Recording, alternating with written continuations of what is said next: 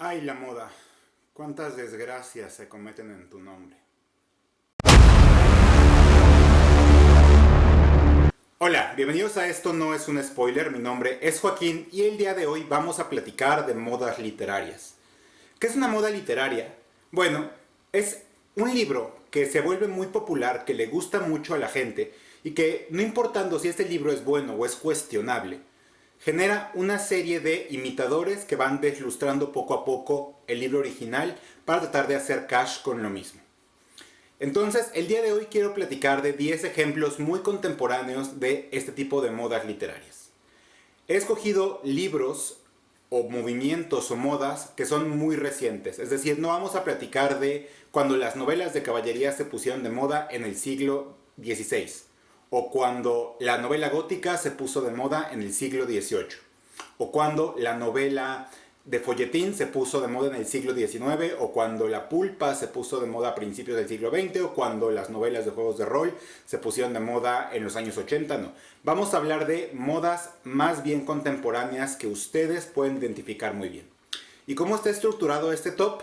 Primero, del 10 es la más inocua de estas modas, al número 1 es la moda literaria que considero más cuestionable. Y cuando yo digo cuestionable, quiero decir que a mí en lo particular, en mi muy personal opinión, es una moda que en realidad no aporta mucho al género o incluso evita que leamos cosas, yo diría que añaden un poco más de valor. ¿Ok? Vamos a empezar. Número 10. En el número 10 vamos a hablar de los libros de colorear para adultos. ¿Quién empezó esta moda? Esta moda la empezó una ilustradora que se llama Johanna Basford y generó todo un craze acá.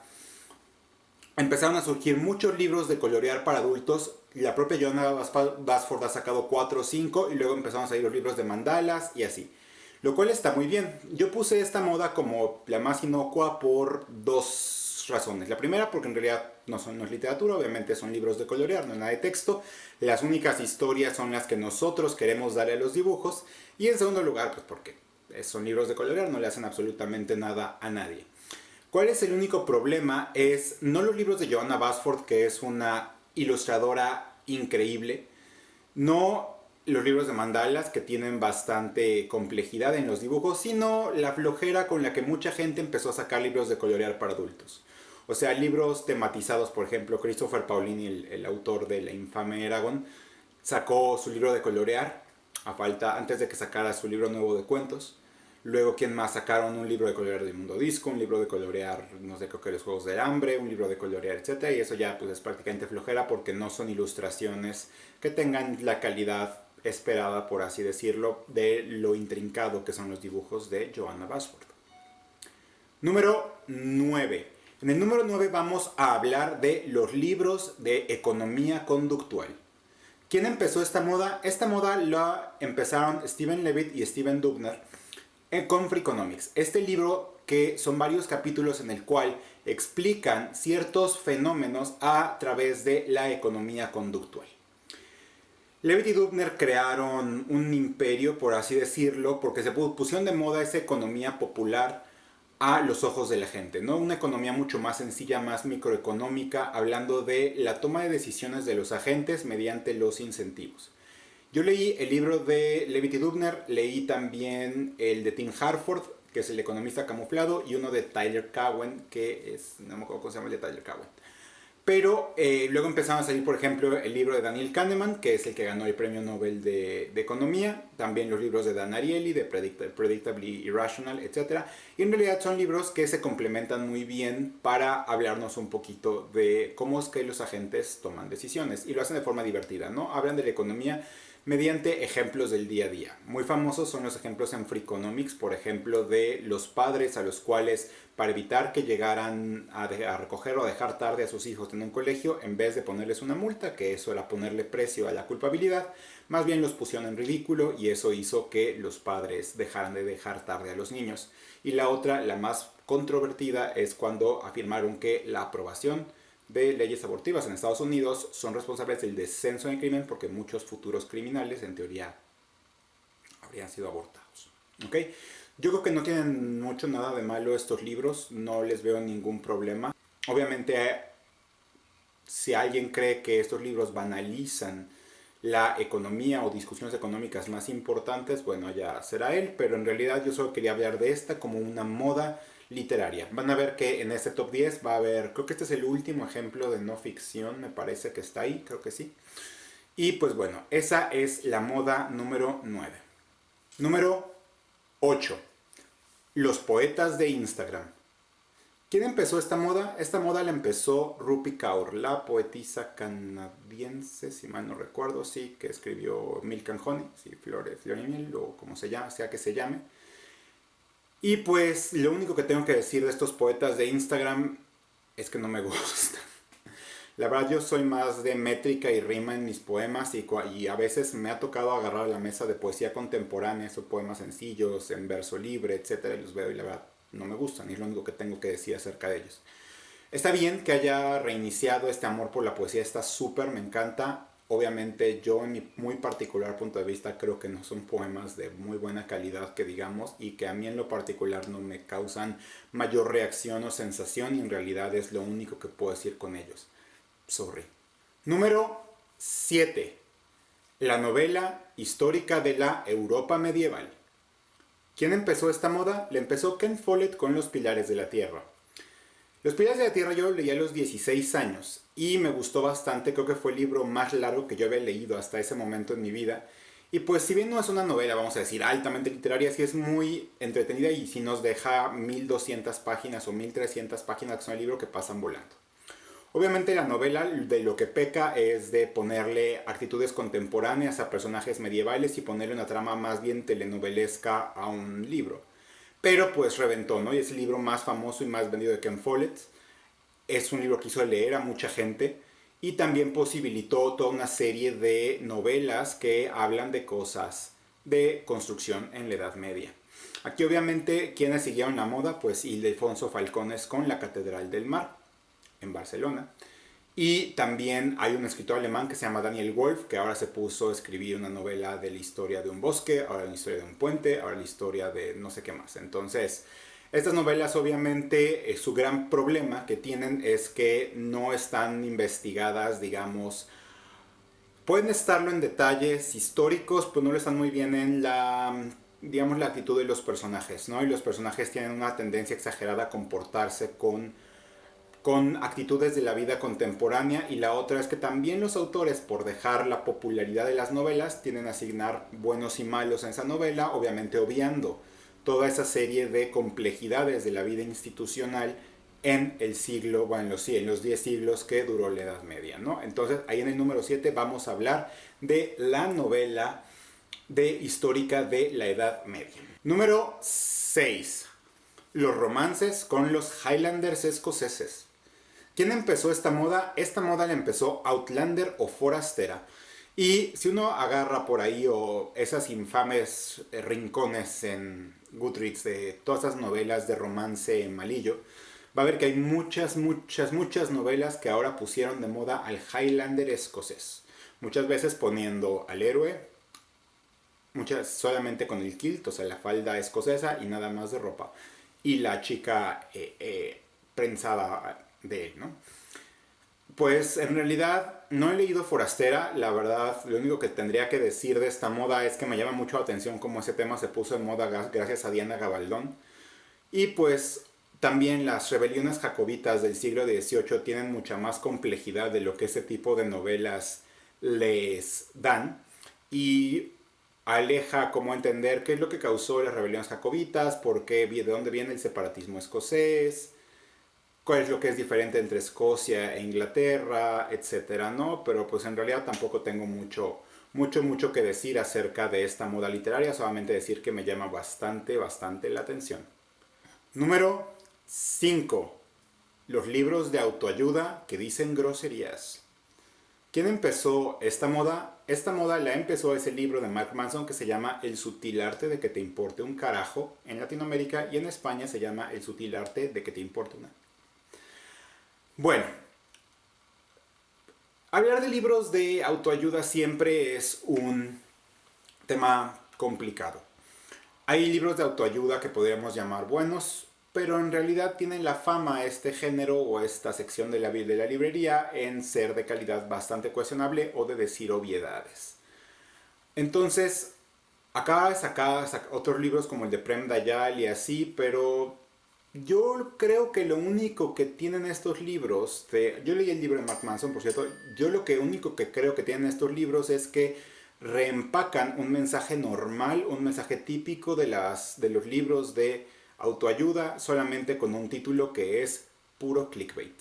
Clickbait de decir, órale, este tipo es verdaderamente agresivo, vamos a tomar una gran actitud acerca de los libros de autoayuda. Y en realidad el mensaje me parece está adulterado, o como tiende a ser este tipo de libros, es una obviedad y uno paga porque le digan obviedades, que ya se le olvidó. A mí ya se me olvidó casi todo el libro de Mark Manson, salvo una idea. Entonces, pues es cuestionable, ¿no? Y ya estamos entrando en el terreno de lo más cuestionable. Y pues bueno, ya ven, este sí, ahora sí, este es el último ejemplo de no ficción. Sorry que se me había olvidado que había puesto este. Número 4. El drama de la Segunda Guerra Mundial. ¿Quién empezó esto? Yo creo que fue el niño del pijama de rayas, probablemente de John Boyne, si mal no recuerdo. Pero lo que me llama la atención es por qué fregados se están poniendo tan de moda libros con gente que hacía cosas en Auschwitz. Empezó el tatuador de Auschwitz, la bailarina de Auschwitz, el bibliotecario de Auschwitz. ¿Y qué otra cosa acabo de encontrar? O sea, busqué literal el tatuador de Auschwitz en Amazon y me salieron 50, bueno, no, me salieron 5 o 6 libros que todos es alguien con una profesión en Auschwitz, ¿no? Obviamente esas novelas, en cuanto nos permitan reconocer la magnitud de la desgracia y la brutalidad de los episodios más oscuros en la historia de la humanidad, están bien. Pero yo me preguntaría bastante, ¿hasta qué punto estos libros lo que buscan es generar morbo con lo que pasó en la Segunda Guerra Mundial? ¿Hasta qué punto estos libros lo que generan es también un clickbait? ¿De qué se trata? ¿Y hasta qué punto estos libros lo que hacen es banalizar la tragedia humana de lo que pasó en la Segunda Guerra Mundial? Yo creo que eso es algo interesante que hay que preguntarnos, y es por qué se están poniendo tan de moda estos libros de alguien que hace algo en Auschwitz. Número 3, y ahora sí entramos al top 3. En el número 3 vamos a hablar de el thriller doméstico o el thriller del narrador poco confiable. ¿Quién empezó esta moda? Perdida, de Gillian Flynn. Perdida es una novela excelente. Es uno de los thrillers que tengo en mi más alta estima porque es fenomenal y y tiene muchas capas, tiene una complejidad bastante grande, tiene una complejidad, habla de temas subyacentes importantes y tiene twist y está muy bien escrito. Luego empezaron a salir las copias, normalmente, ¿no? La primera de ellas, obviamente, es La chica del tren, de Paula Hawkins, que es una copia, digamos, rebajada, una copia aguada, una copia malona de las ideas o los temas que hay en Perdida con no mucho que hacer.